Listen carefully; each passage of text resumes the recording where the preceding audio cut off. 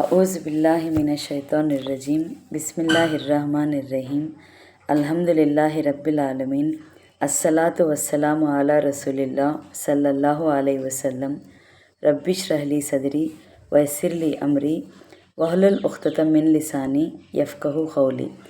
अस्सलामु अलैकुम रहमतुल्लाहि व बरकातहू। सब जनां को तुम्हें भी ये वीडियो देखने के पहले दरूद और सलाम पढ़ को ये वीडियो देखना शुरू करो। आज का 5 मिनट का मदरसा को अब चलता है 11वां महीना ज़िलक़ादा का 28 तारीख़ के बारे में इंशाअल्लाह 10 हदीसा हती उसे मालूम कर लेने की कोशिश करेंगे। पहली बात इस्लामी तारीख़ के बारे में आज हमें बात करते हैं हज़रत इमाम शाफ़ई अलैहि रहमतुल्लाह के बारे में। अलैहि रहमतुल्लाह का तो हमें बोल लिए हमारे नबी पाक सल्लल्लाहु अलैहि वसल्लम के नीचे हते उनको साहबान बोलती। साहबान के बाद दर्जा कौन है तो नबी पाक सल्लल्लाहु अलैहि वसल्लम को देखे हते नहीं की, लेकिन दीन अच्छी तरह सीखे हतीन की। उनके बाद के लक़ब वालों को अलैहि रहमतुल्लाह बोलती। हज़रत इमाम मोहम्मद बिन इदरीस शाफ़ई अलैहि रहमतुल्लाह अपने वक्त के बेमिसाल आलिम थे। दीन, ज़हनात और क़ुव्वत हाफिज़ा में मुमताज़ और हक़ के रास्ते में मुसीबतें बर्दाश्त करने वाले थे। उनकी पैदाइश 150 हिजरी में हुई। पैदाइश से कुछ दिन पहले ही वालिद का इंतकाल हो चुका था। 2 साल की उम्र में वालिदा मोहतरमा के साथ मक्का मुकर्रमा चले आए। 7 साल की उम्र में कुरान करीम हिफ्ज़ कर लिया। फिर मक्का मुकर्रमा के उलमा किराम से इल्म हदीस और इल्म फ़िक़्ह हासिल करना शुरू किया। जब किसी आलिम से कोई हदीस या कोई मसला सुनते तो फ़ौरन याद कर लेते थे। बाद में इमाम मालिक अलैहि रहमतुल्लाह की खिदमत में मदीना मुनव्वरा चले आए और उनसे 3 साल तक दर्स लेते रहे। कम उम्री में ही तमाम उलूम और फ़नून में इमामत का दर्जा हासिल कर लिया। सबसे पहले उन्होंने ही उसूल फ़िक़्ह में अल रिसाला नामिक किताब लिखी। मुख्तलिफ़ उलूम और फ़नून पर उन्होंने तकरीबन 113 किताबें तसनीफ़ फरमाई हैं। उनकी मकबूलियत और महबूबियत का ये आलम था कि जब वो इराक़ से मुंतकिल होकर मिस्र आए तो शाम और यमन और इराक़ और दीगर अतराफ़ से उलमा की बड़ी जमात उनकी खिदमत में हाज़िर होती और इस्तिफ़ादा करती थी। सुलेमान बिन रबी अलैहि रहमतुल्लाह कहते हैं, एक रोज़ मैंने शुमार किया तो इमाम शाफ़ई अलैहि रहमतुल्लाह के दरवाज़े पर 900 सवारियाँ अहले इल्म की मौजूद थी। मिस्र में ही 50 पर 4 साल की उम्र में 30 रजबुल मुरज्जब 204 हिजरी को बाद नमाज मगरिब वफ़ात पाई और बरोज़ जुमा बाद नमाज असर तदफ़ीन अमल में आई। दोमा क़िस्सा हुज़ूर सल्लल्लाहु अलैहि वसल्लम का एक मोजिज़े के बारे में, चमत्कार के बारे में। नबी सल्लल्लाहु अलैहि वसल्लम के पानी छिड़कने की बरकत।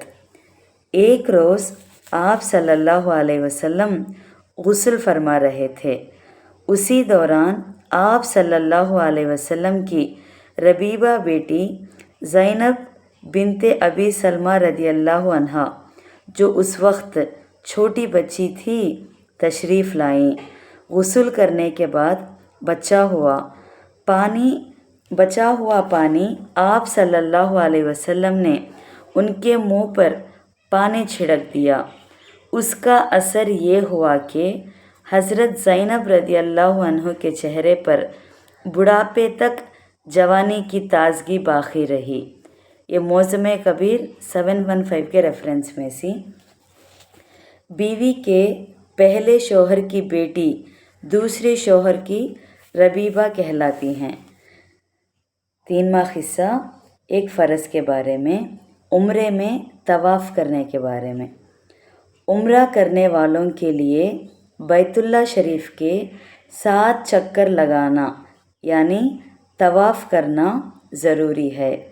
उस तवाफ़ में कम से कम 4 चक्कर लगाना फ़र्ज़ है और बाकिया 3 चक्कर लगाना वाजिब है।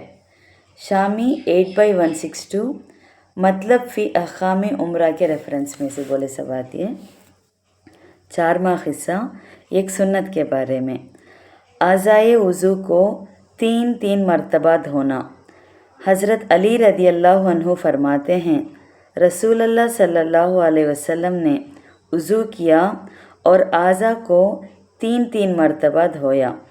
तिर्मिज़ी 44 के रेफरेंस में से आज़ा को 3 मरतबा धोना को तो हमें चेहरे को 3 बार धोते नहीं, हाथ को चेहरे को, वैसा उससे 3 बार धोते थे। घर को वज़ू करते स्टेम्प का हिस्सा बयान करें। 5वां हिस्सा एक अहम अमल की फ़जीलत के बारे में, दुआ करना बेकार नहीं जाता। रसूल अल्लाह सल्लल्लाहु अलैहि वसल्लम ने फरमाया, बेशक तुम्हारा रब शर्म और हया करने वाला और बड़ा सखी है। वो अपने बंदे से इस बात पर शर्माता है कि बंदा उसकी तरफ अपना हाथ उठाए और वो उसे खाली लौटाए। तिर्मिज़ी 3556 सलमान फ़ारसी रदी अल्लाह अन्हु के रेफरेंस में से कतो दुआ कभी बेकार होती नहीं। अल्लाह ताला शर्मिंदगी महसूस करता हम लोग दुआ करे बाद खाली हाथा लौटाता नहीं कर को बोलते हैं। 6वां हिस्सा एक गुनेह के बारे में, ज़मीन नाहक लेने का अज़ाब। रसूल अल्लाह सल्लल्लाहु अलैहि वसल्लम ने फरमाया, जिसने किसी दूसरे की ज़रा सी भी ज़मीन नाहक ले ली, उसको क़यामत के रोज़ 7वीं ज़मीन तक ढस दिया जाएगा। ये सही बुखारी हदीस में 2454 इब्ने उमर रदी अल्लाह अन्हु के रेफरेंस में से। 7वां हिस्सा दुनिया के बारे में, शुक्रगुजार लोगों का बदला। जो शख्स दुनिया का बदला चाहेगा हम उसे उसका हिस्सा दे देंगे, और जो आखिरत का सवाब चाहेगा हम उसे उसका हिस्सा अता कर देंगे। और जो लोग शुक्रगुजार हैं उनको हम जल्द ही उनका अजर अता करेंगे। या कुछ सूरे आले इमरान में 140 पर 5वां आयत में है सो बात। 8वां हिस्सा आखिरत के बारे में, जन्नत का घोड़ा सुर्ख याकूत का होगा।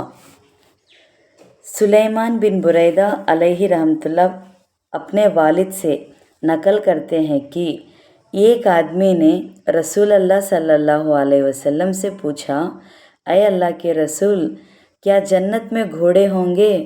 रसूल अल्लाह सल्लल्लाहु अलैहि वसल्लम ने इरशाद फरमाया, अगर अल्लाह ताला ने तुझको जन्नत में दाखिल किया और तूने घोड़े पर सवार होने की ख्वाहिश ज़ाहिर की तो तुझको सुर्ख याकूत के घोड़े पर सवार किया जाएगा और जहाँ तू जाना चाहेगा ये घोड़ा तुझको उड़ा कर ले जाएगा। फिर एक शख्स ने पूछा, ऐ अल्लाह के रसूल, क्या जन्नत में ऊँट भी होंगे? आप सल्लल्लाहु अलैहि वसल्लम ने उस शख्स को वो जवाब नहीं दिया जो पहले सवाल करने वाले को दिया था, बल्कि ये फरमाया कि अगर अल्लाह ताला तुझको जन्नत में दाखिल करेगा तो तुझको हर वो चीज़ मिलेगी जिसको तेरा दिल चाहेगा और तेरी आँख पसंद करेगी। तिर्मिज़ी हदीस 2543 में के रेफरेंस में से। 9वां हिस्सा तिब्बे नबी से इलाज, आब ज़मज़म से बुखार का इलाज के बारे में। हुजूर अकरम सल्लल्लाहु अलैहि वसल्लम ने फरमाया, बुखार जहन्नम की भाप का असर है, लिहाजा उसको आब ज़मज़म से ठंडा करो। मुस्नद अहमद 2649 ابن عباس رضی اللہ عنہ کے ریفرنس میں سے۔ آخری 10واں قصہ نبی صلی اللہ علیہ وسلم کی نصیحت کے بارے میں، عورتوں کے ساتھ نرمی سے پیش آنے کے بارے میں۔ رسول اللہ صلی اللہ علیہ وسلم نے فرمایا، عورتوں کے سلسلے میں وصیت قبول کرو، اس لیے کہ عورت بدن کی نازک اور ٹیڑھی پسلی سے پیدا کی گئی ہے۔ اگر تم اس کو سیدھا کرنے کی کوشش کرو گے تو ٹوٹ جائے گی، اور اگر تم اس کو اس کی حالت پر چھوڑ دو گے تو وہ اور زیادہ ٹیڑھی ہو جائے گی۔ یعنی عورتوں کے ساتھ نہ زیادہ سختی کرو اور نہ زیادہ نرمی کرو، اس لیے عورتوں کے حق میں بھلائی کی وصیت قبول کرو۔ صحیح مسلم حدیث 3720 ابو ہریرہ رضی اللہ عنہ کے ریفرنس میں سے۔ الحمدللہ آج کا 5 منٹ کا مدرسہ بسپر 8 ذی القعدہ کے بارے میں ہمیں بات کر لیے۔ انشاءاللہ کل بسپر 9 ذی القعدہ کے بارے میں بات کریں گے۔ السلام علیکم ورحمۃ اللہ وبرکاتہ۔